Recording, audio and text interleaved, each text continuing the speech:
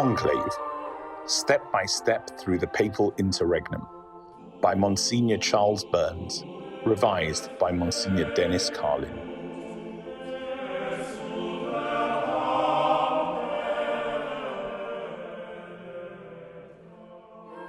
Introduction. The papacy is a dynasty. It claims to be an unbroken succession of popes onwards from the Apostle Peter in the 1st century of the Christian era. So is possibly the oldest institution surviving continuously to the present day. Unlike royal dynasties, however, the next in line to the papacy is unknown until he is elected to the office. The election of a new pope arouses interest worldwide, not only within the Roman Catholic Church, but indeed with many of other faiths and of none. The public gaze will be focused on the Vatican, where the cardinals assemble in seclusion to decide the succession. For centuries, this has been termed the conclave, derived from the Latin words cum and clave, meaning under lock and key. Literally, they are locked in and others are locked out. Why such interest? Who is the Pope that his death or abdication of the role and the choice of a successor should attract such attention? As Bishop of Rome, he is the spiritual leader of millions of Catholics and acknowledged as a moral beacon by the secular world. The word papa, meaning pope, is derived from the Greek word papas, meaning father, the equivalent in English to papa. The death of a pope, whether sudden and unpredicted or preceded by infirmity and advanced age, does not cause a crisis, nor would his free and clearly expressed resignation, which does not require to be accepted and confirmed by anyone. In both these circumstances, procedures are in place to replace him. There are, however, no procedures for deposing an impaired, mentally deranged, senile, comatose, or a manifestly immoral one. The papacy is vacated only by demise or renunciation. Over the course of the centuries, it has been the duty of the popes to enact laws providing for any normal eventuality that can arise during a vacancy or interregnum of this unique office. The norms for a valid election to the papacy are set out in the Apostolic Constitution, Universi Dominici Gregis, dated the 22nd of February 1996, published in the Acta Apostolicae Sedis. The numbers given here, within brackets, refer to the relevant paragraphs to facilitate cross-checking with the official authentic text. The rules are the following, and must be implemented and adhered to closely by the grand electors, it being their right and duty to ensure this due process of canon law by their personal oath of commitment. Death of the Pope. The Cardinal Camerlengo, or chamberlain of the Most Holy Roman Church, having verified the death of the Pope and the requisite certificate having been signed, declares officially that the Holy See is vacant. Maximum discretion will guarantee the privacy and respect for the body of the pontiff. The late Pope's study and bedroom will be sealed off to prevent entry. After the burial, the entire papal apartment will be vacated and remain securely locked. The Chamberlain informs the Dean of the College of Cardinals, the Cardinal Vicar of Rome, and the Cardinal Archpriest of St. Peter's Basilica in the Vatican of the Pope's death. He also assumes responsibility for the administration of the Vatican Palace, the Lateran Palace, and the papal summer villa at Castel Gandolfo, overseeing their current expenditure, since it is his express duty to safeguard the possessions and temporal rights of the Holy See throughout the duration of the vacancy. Until the valid election of a new pope, the central government of the Catholic Church remains temporarily suspended. A clear sign of this can be seen in the immediate destruction of the principal seals of office, namely the defacement of the inscription bearing the reigning pope's name around the rim of the matrix of the fisherman's ring, his special signet ring, with an engraving of the miraculous catch of fish as its central motif, which is impressed to validate certain official enactments. Likewise, the embossed heads of the apostles Peter and Paul on the obverse, and the Pope's name and ordinal number on the reverse, forming the two sides of the matrix of the lead seal termed the bulla, are also destroyed. The bulla is attached to authenticate documents of major significance, such as the promulgation of the decrees of a general council, of the canonization of saints, as well as those of lesser but still significant importance, such as the letters of appointment or transfer of bishops. From this, the name papal bulls is derived. During the interregnum, narrowly restricted powers are invested in the College of Cardinals to arrange the funeral of the deceased pope, to make all appropriate preparations for the unhindered election of a successor, and to resolve matters arising not affecting the rights of the Holy See, but which in the majority opinion cannot be postponed. Jurisdiction over everything else remains reserved exclusively to the future pope. The Cardinal Secretary of State, the prefects of the dicasteries, and the presidents of the pontifical councils which care for the laity, for the promotion of Christian unity, the family, for justice and peace, and for the organization of works of charity in all forms, for the pastoral care of migrants and itinerants, for the pastoral support of health workers, for the authentic interpretation of legislative texts, for interreligious dialogue, for culture, for social communications, and lastly, the Council for the promotion of the new evangelization, together with their members on the aforelisted departments of the Roman Curia, all cease to function. Only the following remain in office for the duration of the vacancy, and may exercise their ordinary prescribed faculties: the Dean of the College of Cardinals, Giovanni Battista Re, and the Camerlengo, Kevin Farrell, to organize the conclave, the Major Penitentiary, Angelo De Donatis, the Vicar of Rome, Baldassare Reina, the Archpriest of St. Peter's, and Vicar General of the Vatican City, Mauro Gambetti.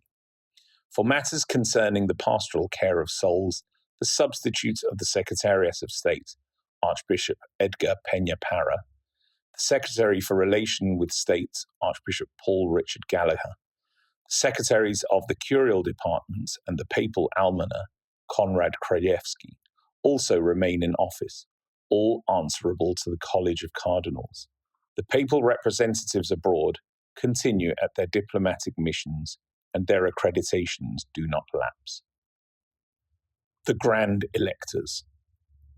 Upon being informed officially of the Pope's death by the Camerlengo, the Dean notifies the entire College of Cardinals, the diplomatic corps accredited to the Holy See, and the heads of state of the respective nations.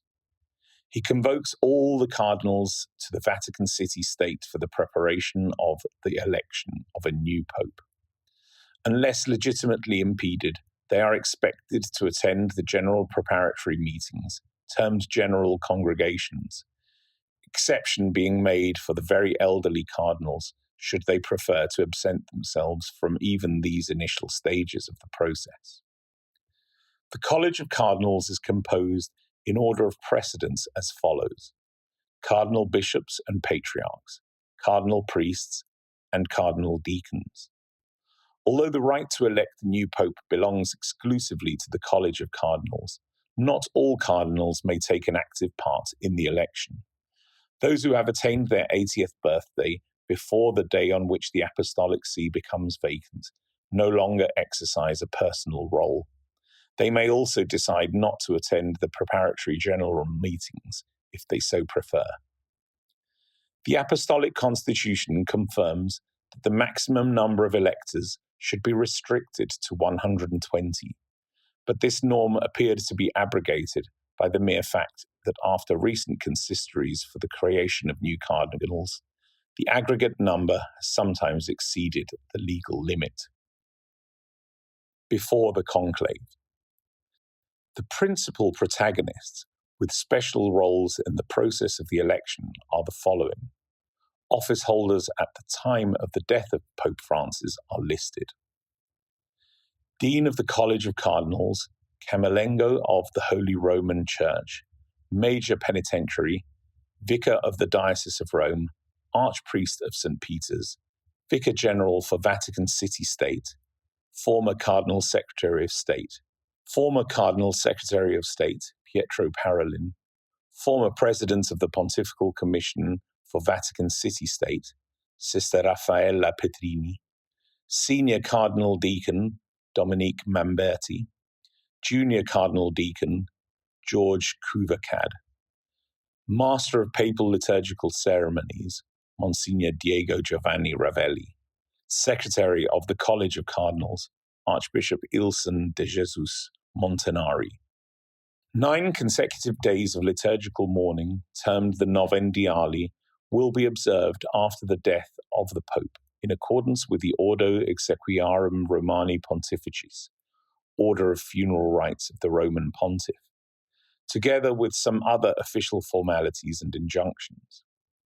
In one of the earliest preparatory meetings, the cardinals will decide on the day, hour, and the manner of the dignified transfer of the remains to St. Peter's Basilica for the lying in homage. The burial takes place between the 4th and the 6th day after death, unless some special reason to the contrary prevails. Any eventual dispositions contained in the Pope's last testament will be carried out by his executor, who is answerable only to the future pontiff.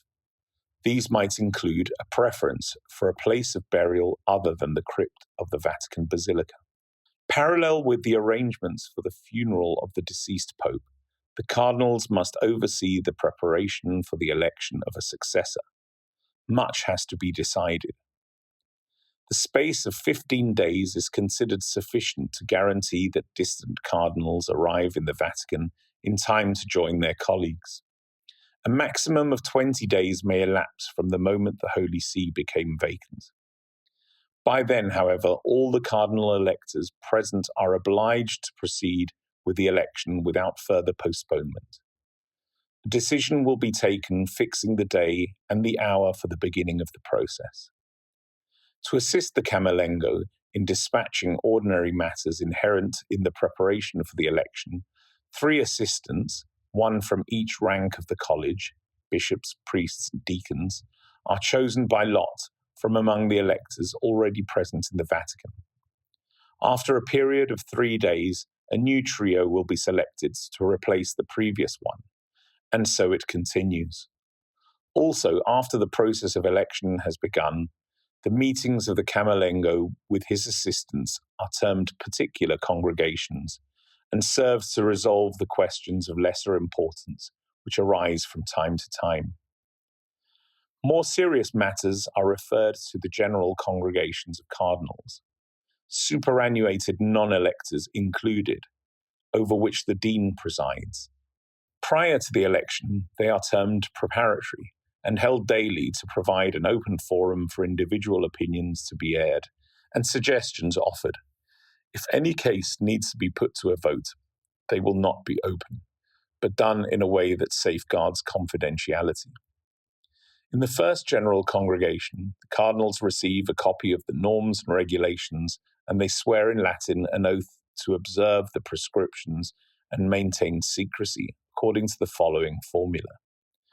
We, the cardinals of Holy Roman Church, of the order of bishops, of priests, and of deacons, promise, pledge, and swear as a body and individually to observe exactly and faithfully all the norms contained in the Apostolic Constitution Universi Dominici Gregis of the Supreme Pontiff John Paul II, and to maintain rigorous secrecy with regard to all matters in any way related to the election of the Roman Pontiff, or those which, by their very nature, during the vacancy of the Apostolic See, call for the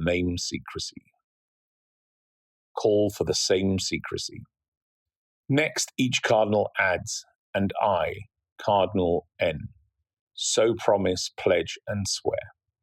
And placing his hand on the gospel continues, so help me God and these holy gospels, which I now touch with my hand.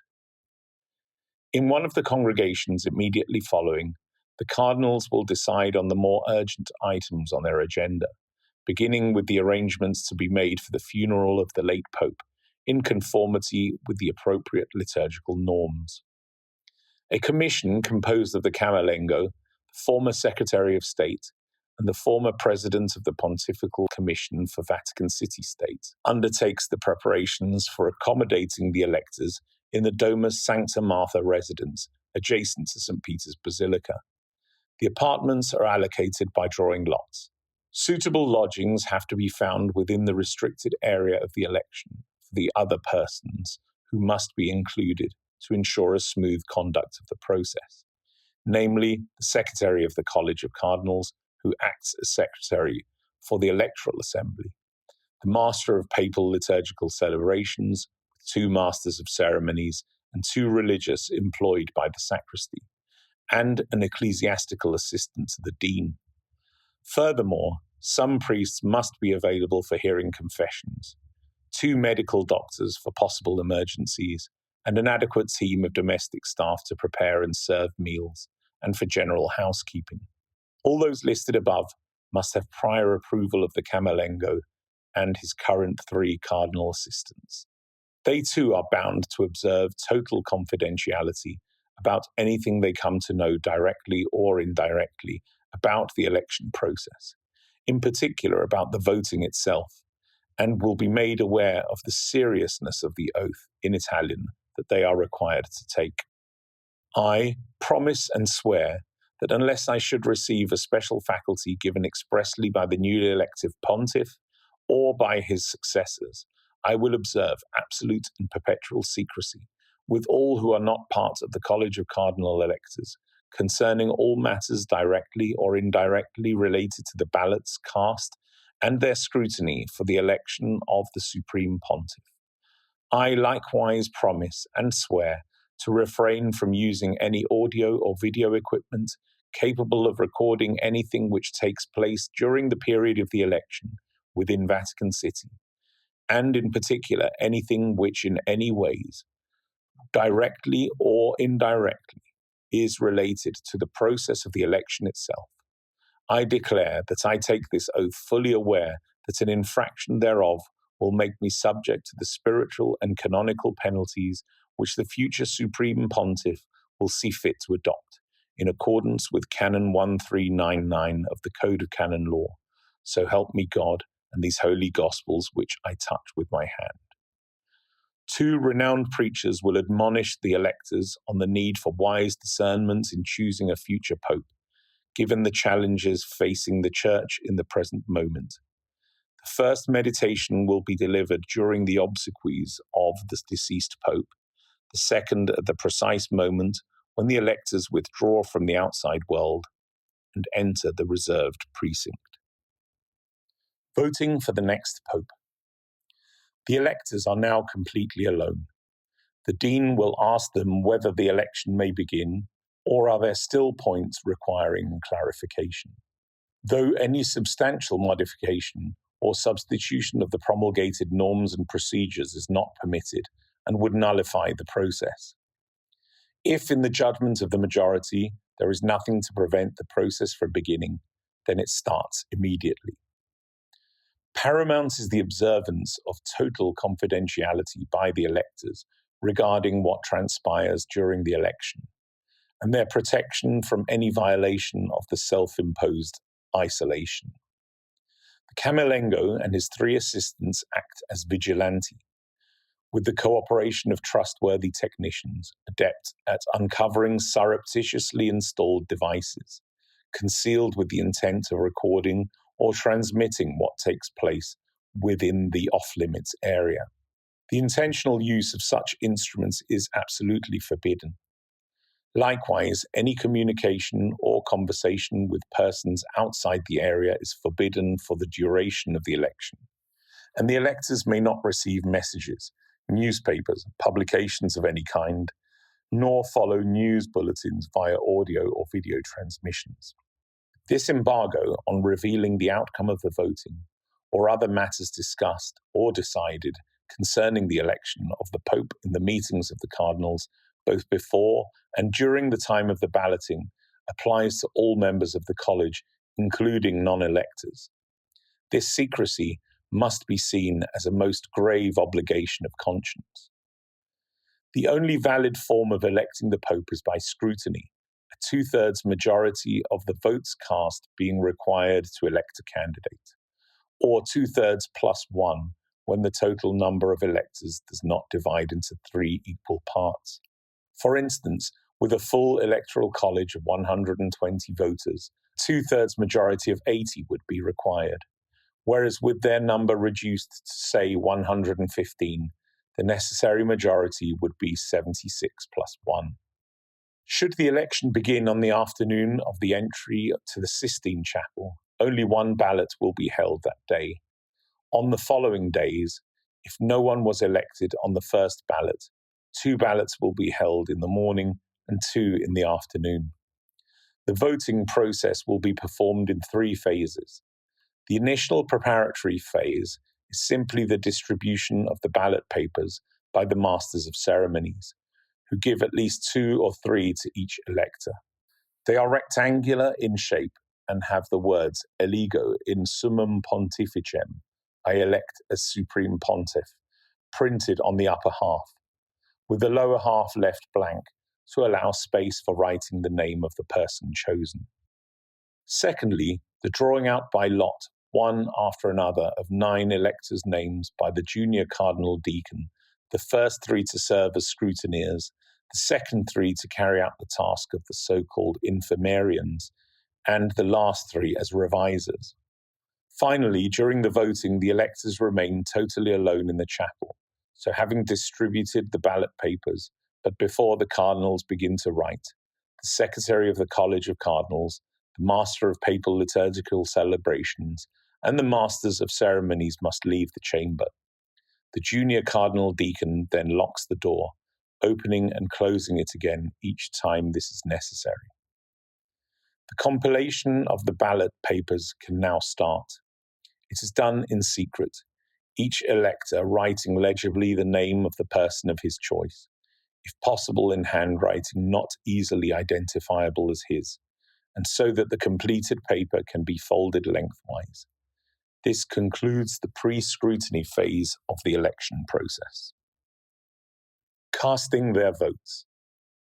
The scrutiny proper will consist of 3 crucial acts, namely depositing the completed ballots in the urn, mixing and counting them accurately, opening and announcing the votes.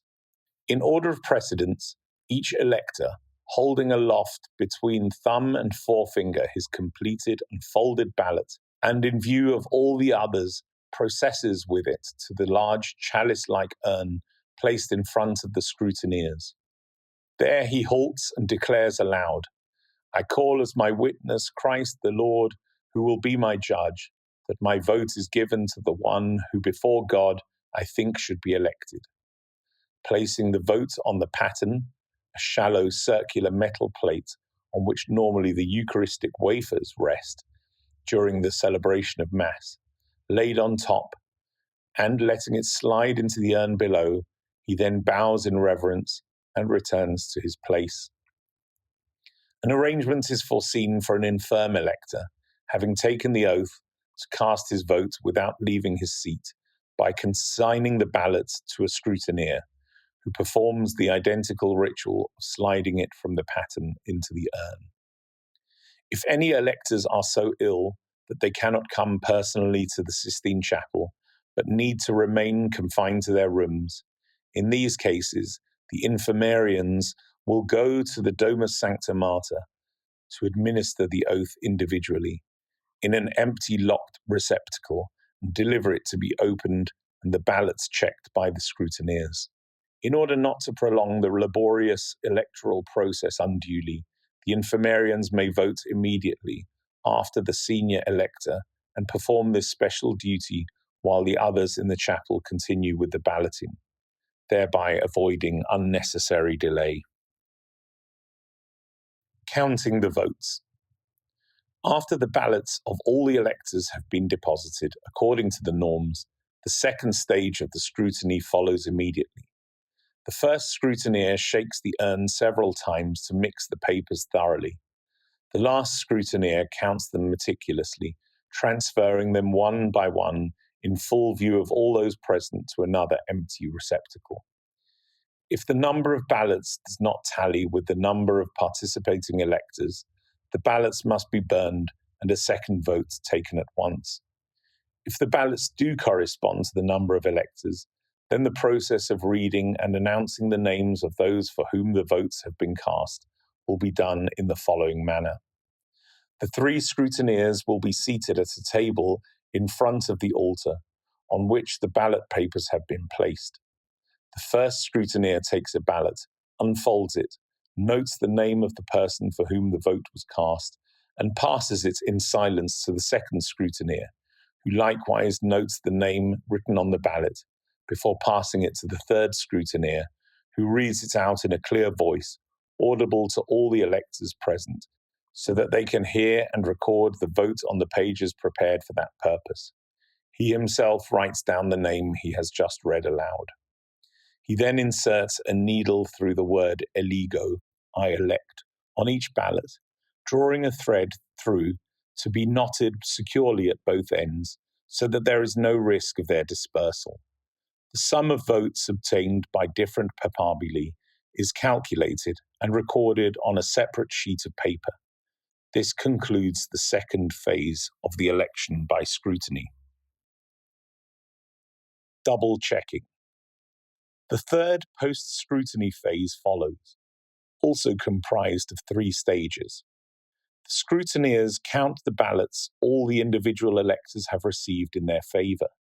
If anyone has obtained 2/3 of the votes cast, 2/3 plus 1, when the quorum is not divisible by 3, then he has been canonically and validly chosen as Pope, and the election is over. Otherwise, the process must continue. In either case, the revisers check both ballots and notes taken by the scrutineers to make sure that the scrutiny has been conducted faithfully. If a second ballot needs to take place, it will be held immediately. Meantime, the earlier ballot papers are put aside. They will be burned only at the end, together with those of the second vote.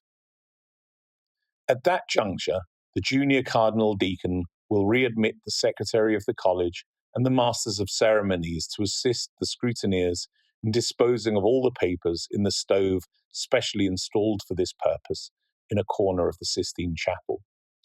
For reasons of confidentiality, this measure extends even to personal notes the electors may have made in the course of the voting, all of which must be surrendered to the Camerlengo or his assistants for destruction.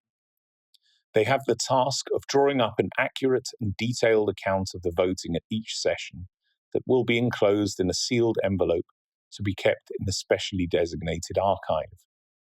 Balloting will take place each day, twice in the morning and again twice in the afternoon.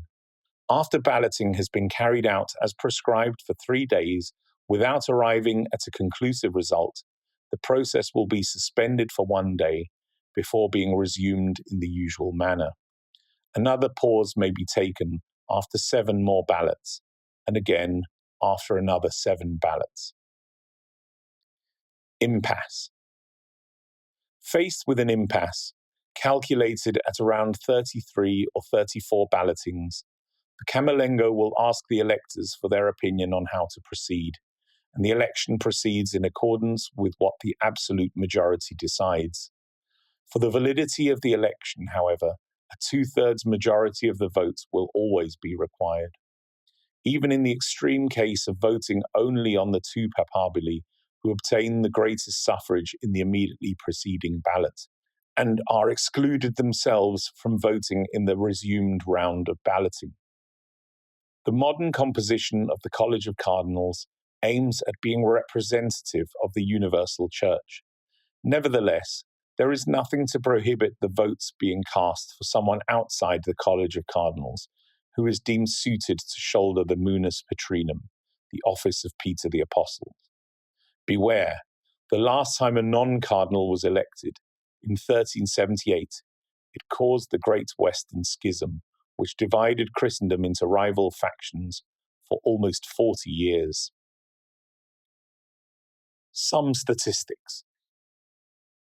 The longest interregnum recorded was prolonged for 2 years, 9 months, and 2 days, from the death of Pope Clement IV on the 29th of November 1268 until the election of his successor, Pope Gregory X, on the 9th of September 1271.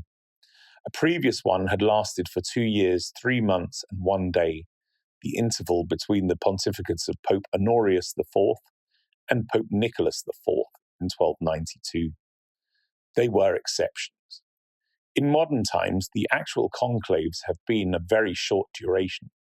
It took only 2 days to elect Cardinal Eugenio Pacelli, Pope Pius XII.